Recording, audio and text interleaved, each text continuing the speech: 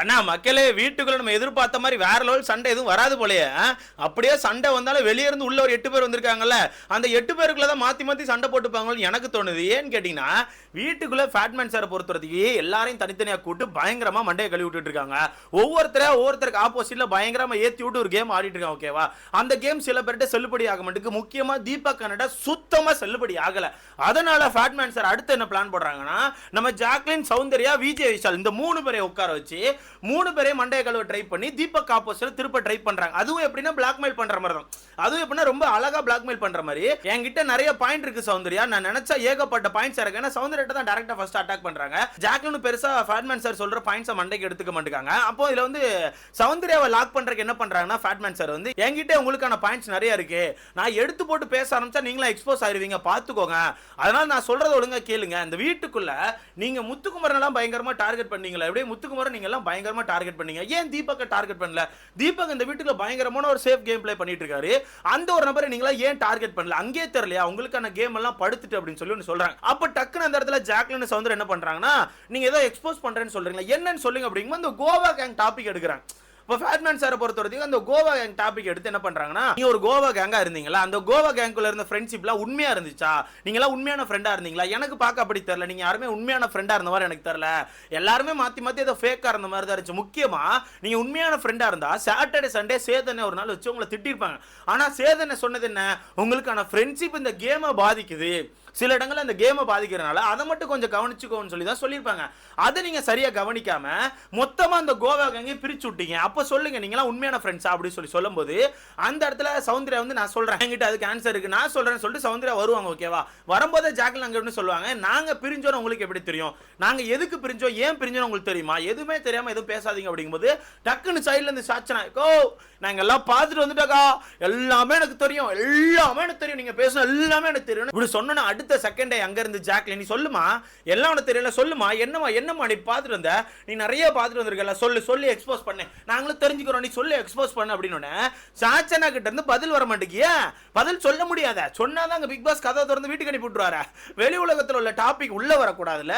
அப்போ அந்த விஷயத்த சொல்ல முடியாம அமைதியா உட்கார்ந்துருக்கான். இந்த இடத்துல சௌந்தர்யா ரொம்ப தெளிவா முடிச்சாங்க. பாருங்க, அந்த கோவா கேங் இருந்தது உண்மைதான், நாங்க ஃப்ரெண்ட்ஸா இருந்தது உண்மைதான், ஆனா அந்த ஃப்ரெண்ட்ஷிப் ஒரு கட்டத்தை தாண்டி எங்களுக்கான கேமை பாதிக்கும் போது நாங்களே டிசைட் பண்ணி லைட்டா பிரிஞ்சுக்கிட்டோம். முக்கியமா நான் ஜாக்லினோட பிரிஞ்சு வந்ததுக்கான காரணம் எனக்கான கேமை ஜாக்லினுக்கான ஃப்ரெண்ட்ஷிப் வந்து பாதிக்குது. நான் ஒரு கட்டத்தில் ரொம்ப ஜாக்லினோட க்ளோஸ் ஆகும்போது அந்த ஃப்ரெண்ட்ஷிப் என்ன பண்ணுதுன்னா, எனக்கான கேமை ஏதோ இடத்துல பாதிக்கிற மாதிரி தெரிஞ்சனால நான் தள்ளி வந்துட்டேன். ஏன் நான் தள்ளி வந்தேன்னா, இந்த வீட்டுக்குள்ள நடக்கிற எல்லா டாஸ்க்லையுமே நான் வந்து ஜாக்லின் ஒரு காம்படிட்டரா தான் பார்க்குறேன். ஒரு காம்படிட்டரா பார்க்கும்போது ஒரு ஃப்ரெண்ட்ஷிப் ஜோனுக்குள்ள இருந்தா அவளை நான் நாமினேட் பண்றதோ இல்லை அந்த டாஸ்க்ல அட்டாக் பண்றதோ முடியாது. அதனால மட்டுமே நான் தள்ளி வந்துட்டேன். ஸோ எங்க 2 பேருக்குள்ள ஃப்ரெண்ட்ஷிப் இல்லைங்கிறது இல்லை. வீட்டுக்குள்ள ஜாக்லின் வந்து நிறைய இடங்களில் எனக்கு ஒரு ஃப்ரெண்டா இருந்திருக்கா. ஓகேவா? அந்த ஃப்ரெண்ட்ஷிப் எங்கேயோ காணாம போல. ஆனா அந்த ஃப்ரெண்ட்ஷிப் வந்து கேமை பாதிக்கிறனால அந்த கேம்ல இருந்து மட்டுமே நாங்க ஃப்ரெண்ட்ஷிப்பை தூக்கிருக்கோமே தவிர எங்க ஃப்ரெண்ட்ஷிப் ஃபேக் அப்பெல்லாம் கிடையவே கிடையாது. அதை முதல்ல புரிஞ்சுக்கோங்க அப்படின்னு ஃபேட்மேன் சாரால என்ன பேசன்னு தெரியல. ஃபேட்மேன் சார், இல்லம்மா நீ இவ்வளவு தெளிவா பேசறலமா, இப்போ இவ்வளவு தெளிவா பேசறல, நான் வந்து ஒரு விஷயத்தை கேட்டோன்னே இவ்வளவு தெளிவா கேம்ல பாதிக்காதுன்னு சொல்றலமா, அப்ப ஏமா நீ தீபக் அண்ணன் கேமை கண்டுபிடிக்கல? இப்போ ஃபேட்மேன் சாருக்கு என்னன்னா, தீபக் நம்ம பேச்ச கேட்கல, ஏன்னா தீபக் கிட்ட ஏகப்பட்ட பாயிண்ட் போட்டு பார்த்தாச்சு, தீபக் வந்து அந்த பாயிண்ட் விட்டு தப்பிச்சு போயிடுறாரு, உடனே எஸ்கேப் ஆயிடுறாரு.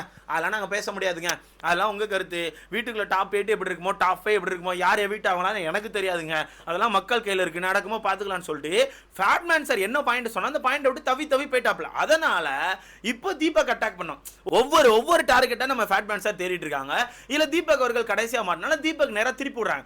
தீபக் அப்போ நீங்க அட்டாக் பண்ண வேண்டியதுனா, இப்போ நான் ஒன்னு சொல்றேன், நீங்க எல்லாம் தீபக் நேரா அப்போசிட் பண்ணி அட்டாக் பண்ணி ஆட ஆரம்பிச்சீங்கன்னா தீபக் வெளியே வந்துருவாரு. ஈஸியா தீபக் எக்ஸ்போஸ் பண்ணி இந்த கேம் விட்டு வெளியே அனுப்பிடலாம். ஏன்னா தீபக் நிறைய இடங்கள சேஃப் கேம் ஆடி இருக்காரு. அதை முதல்ல புரிஞ்சுக்கோங்க. அப்படிங்கும்போது ரொம்ப தெளிவா ஜாக்லின் சௌந்தர்யா 2 பேரும் சொல்றாங்க, தீபக் சேஃப் கேம் தான் அண்ணா, இல்லன்னு சொல்ல. நாங்க ஏன் அட்டாக் பண்ணோம், நாங்க ஒரு 8 பேர் இருக்கோம், நீங்க தானே எங்களை அட்டாக் பண்ண வந்திருக்கீங்க, நீங்க அட்டாக் பண்ணுங்க. அது மட்டும் இல்லாம உங்கள்ல இருந்து ஒருத்தர 2 பேர் தானே ஸ்வாப்பா இங்க வர போறாங்க, ஏன் அப்ப நீங்க மாத்தி நீங்க சண்டை போட்டுக்க மாட்டீங்கன்னு சொல்லிட்டு ஜாக்லின் ஏத்தி விட்டாங்க. கரெக்டான கொஸ்டின் தானே. 8 பேர்ல இருந்து யாரோ 2 பேர் தான் இங்க ஸ்வாப் ஆக போறாங்க, அதான கணக்கு. அப்ப ஏன் நீங்க 8 பேர் மாத்தி அடிச்சுக்கல? அப்ப கடைசியில் என்ன பண்ணுவீங்க, ஸ்வாப்பிங் வரும்போது மாத்தி ஓட்டு போட்டு இங்க வருவீங்களா? வாய்ப்புகள் கிடையாதுல்ல. அப்ப கடைசியில் நீங்களே மாத்தி சண்டை போடுவீங்களா? அதை ஜாக்லின் ரொம்ப தெளிவா, நீங்க ஏன் சண்டை போட மாட்டீங்க, நீங்களும் சண்டை போட்டுக்கோங்க. ஃபேட்மேன் சார், நீங்க அந்த டாப் 5க்குள்ள வரக்கு ரொம்ப ட்ரை பண்றீங்களே, அப்போ மீதி இருக்க அந்த நீங்க ஒரு 8 பேர் வந்திருக்கீங்களா, அதுல மீதி இருக்க 7 பேர் கூட நீங்க சண்டை போடுங்க. அங்க நீங்க சண்டை போட்ட மாதிரி தெரியல. எங்களை கெஸ் பண்றீங்க, எங்களை பத்தி பேசுறீங்க, தீபக் அண்ணனை பத்தி பேசுறீங்க, முத்துக்குமாரனை பத்தி பேசுறீங்க, எல்லாரும் பத்தி பேசுறீங்கல்ல, நீங்க அங்கேயே சண்டை போடுங்க.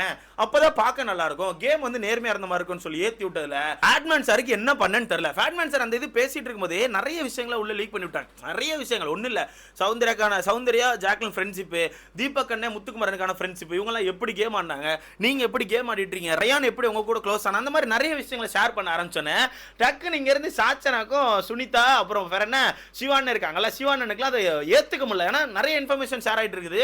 அந்த இன்ஃபர்மேஷன் வச்சு ஈஸியாக தப்பிச்சிருவாங்க. ஏன்னா தெரிஞ்சு போச்சு, ஒவ்வொருத்தரை கூட்டு ஒவ்வொருத்தரை கொளுத்தி போடுறாங்க அப்படிங்கிறது தெரிஞ்சு போச்சு. அப்போ ரொம்ப ஈஸியாக அவங்களாம் கெஸ் பண்ண ஆரம்பிச்சு என்ன பண்ணிட்டாங்கன்னா, ரைட்டு ஃபேட்மேன் செட் இன்னும் கொஞ்சம் இன்ஃபர்மேஷன் எடுத்து நம்ம ஒரு கேம் ஆடலான்னு சொல்லிட்டு எல்லாரும் சுற்றி உட்காந்து கேட்க ஆரம்பிச்சாங்க. ஆனால் பாவம் பவித்ரா தான் சைல்டில் போட்டு தூங்கிட்டாங்க. ஆஹா, இந்த கதையெல்லாம் என்னால் கேட்க முடியாதான்னு சொல்லி தூங்கிட்டாங்க. இந்த இடத்துல கடைசியில் சாச்சனா குறுக்க வந்து, சார் போதும் வாங்க சாப்பிட போகலாம் சார்னு சொல்லி கூட்டு போயாச்சு. கூட்டு போனால் சுனிதா அண்ட் சிவான் எல்லாம் போய் கேட்குறாங்க, நீங்கள் அதிகமாக இன்ஃபர்மேஷன் கொடுக்குறீங்க, அவங்க கேமில் உஷாராயிருவாங்க, அப்போ நம்ம கேம் வெளியே தெரியாது, ஸோ கொஞ்சம் பார்த்துக்கோங்கன்னு சொல்லிட்டு ஃபேட்மேனுக்கு பயங்கர அட்வைஸ் கொடுத்துட்டு இருக்காங்க. எனக்கு சிரிப்பாயிருச்சு, எனக்கு பயங்கர சிரிப்பு. ஏன்னா இந்த 8 பேர் அந்த 8 பேர் அட்டாக் பண்ணுவாங்கன்னு பார்த்தா இந்த 8 பேருக்குள்ளே சரியான ஒற்றுமை இல்லாமல் மாற்றி பயங்கரமான இன்ஃபர்மேஷனை ஷேர் பண்ணி இது பண்ணிட்டு இருக்காங்க. இதில் எனக்கு இப்பவும் சிரிப்பு என்னன்னா, சாச்சனா கூட ஓகே, 65 நாள் பயங்கரமா அந்த பொண்ணு ஏதோ ஒன்று பண்ணா, வீட்டுக்கு பயங்கர ஃபைட்லாம் போட்டா, சுனிதா என்ன பண்ணாங்கன்னு இப்போ கடந்து சுனிதா பெரிய கேமர் மாதிரி பண்ணிட்டு இருக்கா, எனக்கு தெரியல. சத்தியமா எனக்கு சிரிப்பு வருது ப்ரோ. இப்போ வெளியே உள்ள 4-5 இன்ஃபர்மேஷன் உங்க கையில் இருக்கு, 4-5 இன்ஃபர்மேஷன் இருக்குல்ல, அந்த இன்ஃபர்மேஷனை மிகப்பெரிய கேமா நினைச்சுக்கிட்டு நம்ம அந்த டாப் 5ல பேர்லாம் நினைச்சிட்டு இருக்காங்க. அது எப்படி? அப்போ வீட்டுக்குள்ள உள்ளவங்களுக்கான இன்ஃபர்மேஷன் தெரிஞ்சா நீங்க டாப் 5 டைட்டில் வின்னர்லாம் அடிச்சிடலாமா என்ன? வாய்ப்புகள் கிடையாதுங்க. உங்களுக்கு இன்னுமா புரியல? உங்களெல்லாம் வச்சு பிக் பாஸ் கண்டென்ட் எடுத்துட்டு இருக்காரு, அது கூட தெரியாம இது பண்ணிட்டு இருக்காங்க. இதுல சாச்சனா வந்து ஒரு சில வார்த்தைகள் அதிகமாக விடுறாங்க, அது என்னால் நோட் பண்ண முடிஞ்சு. நீங்கள் எவ்வளோ பேர் நோட் பண்ணீங்கன்னு தெரியல. காலையில் கூட முத்துக்குமாரன் கூட உட்கார்ந்து இருக்கும்போது ஒரு இடத்துல ஒரு வார்த்தை விட்டுருப்பாங்க. தீபக் அண்ணன் பார்த்தேன், ஆக்சுவலாக தீபக் அண்ணன் பார்த்தா அந்த வார்த்தை விட்டுருப்பாங்க. தீபக் அண்ணன் வந்து எனக்கு ஒரு கார்டு வச்சிருக்காருல, வீட்டில் பெரியவங்க இருந்தால் கூட்டுவாங்கன்னு சொல்லிட்டு. அப்போ நானும் சொல்லுவேன்ல, இப்போ நான் கார்டு வச்சிருக்கேன், அவரை வீட்டில் பெரிய ஆள் இருந்தால் கூட்டுவாங்க. அவர் பயங்கரமான பேரண்டிங் பண்ண மாதிரி சொல்கிறாருல, அவர் வளர்த்தால கூட்டு வர சொல்லுங்க, நான் வளர்த்தால நான் கூட்டு வரேன் அப்படின்ற மாதிரி பயங்கரமாக எடுத்து பேசி ஒரு மாதிரி தீபக் அண்ணனா ஒரு மாதிரி இந்த பேரண்டிங்லேயே டவுன் பண்ண ட்ரை பண்ணுறாங்க. அது எதுக்குன்னு தெரியல. சாச்சனா ஏன் இவ்வளோ மட்டமாக இறங்கி இது பண்ணுறாங்கன்னு தெரியல. அது ஒரு மாதிரி பேசிட்டு இருக்காங்க. நேற்றுலேருந்து என்னால் கவனிக்க முடியுது, தீபக் அண்ணன் மேலே பயங்கரமான ஒரு வித்தியாசமான வன்மத்தை காட்டுறாங்க. அது கூட இருந்துட்டு போயிடலாம். இப்போ கூட வீட்டுக்குள்ள அந்த டாபிக்லாம் போயிட்டு இருக்கும்போது ரயானுக்கும் முத்துக்குமாரும் லைட்டாக மோதுற மாதிரி ஒரு விஷயம் போது, ஓகேவா?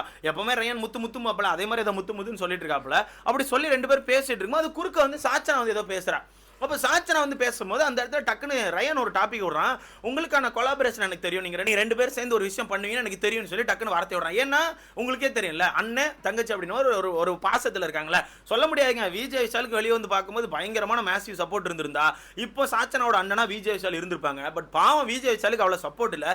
முத்துக்குமாரன் பயங்கரமாக சப்போர்ட் வச்சிருக்காங்க. முத்துக்குமாரன் இப்போ அண்ணாவை மாறிட்டாங்க, வேற ஒன்றும் இல்லை. ஸோ அந்த விஷயத்தை எடுத்து பேசும்போது அந்த இடத்துல முத்துக்குமாரன் என்ன சொல்கிறான், அந்த கொலாபரேஷன் எல்லாம் விட்டுலாம் பேசாத, எனக்கான கேமை தான் நான் போடுறேன், உனக்கு பிரச்சனை என்கிட்ட டைரக்டா பேசி அந்த விஷயத்தை அவ பண்ணது இவ பண்ணலாம் எடுத்துட்டு வாதான்னு சொல்லிட்டு இருக்கேன், ஓகேவா? அப்படி சொல்லிட்டு வீட்டுக்குள்ள வந்து ஆக்சுவலா இன்னொரு லெட்டர் வேற அனுப்பிவிட்டார் பிக் பாஸ். ஏன்னா டாஸ்க் வந்து கொஞ்சம் அப்கிரேட் பண்ணியிருக்காரு.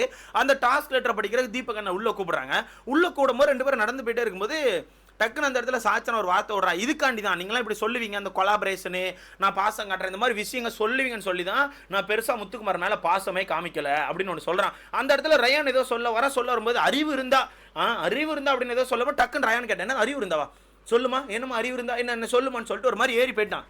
ஏன்னா யாரா இருந்தாலும் கோவம் வரலாம், இஷ்டத்துக்கு வார்த்தை விட்டு அறிவு இருந்தா ஏறி போயிட்டான். ஏறி போனோன்னே அறிவு இருந்தா அறிவோட பேசுறவங்க அறிவுன்னு அன்னத்தையும் அறுத்தாச்சு. அந்த இடத்துல ஒரு மாதிரி கொலைப்பட்டாச்சு அந்த டாபிக்கை.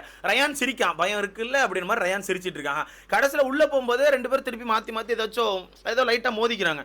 அந்த இடத்துல டக்குன்னு ரயான் என்ன சொல்றான், இதுக்கு தான் நான் சொன்னேன் வீட்டில் பெரிய ஆள் இருந்தா கூட்டுவான்னு சொல்லி நான் போர்டு வச்சேன்னு சொல்லி ரயான் சொல்றான். அதுக்கு டக்குன்னு இங்க இருந்து சாச்சனா நாங்களும் பார்த்தோம், உங்க வீட்டுல இருந்து ஆட்கள் வந்தாங்களே, நாங்களும் பார்த்தோம் ஒரு வார்த்தை விட்டு போறான். ஒரு மாதிரி இவங்க இதையும் தாண்டி 2 பேரும் மாற்றி பேரண்ட்ஸுக்குள்ள சொல்லி அடிச்சுக்கிற மாதிரியே ஃபீல் ஆகுது. ஒரு மாதிரி எல்லையை தாண்டுது. பிக் பாஸ் வந்து நேக்க ஒரு விஷயத்தை கொளுத்தி போட்டு அவர் வேடிக்கை பார்த்துட்டு இருக்காரு. வீட்டுக்குள்ள ஒரு சில பேர் வந்து என்ன கேம் ஆட வந்தாரதே மறந்து இதெல்லாம் பண்ணிட்டு இருக்காங்க. பார்க்க இன்ட்ரெஸ்டாக இருக்கான்னு கேட்டிங்கன்னா வாய்ப்புகளே கிடையாது, கடுமையான போர் அப்படின்னு இருக்கு. நீங்கள் சொல்லுங்கள், தீபக் என்ன மேலே ஏன் இவ்வளோ கோவம் ஃபேட்மேன் சார் இருக்குன்னு உங்களுக்கான கருத்தை மறக்காம கமெண்ட்ல போடுங்க.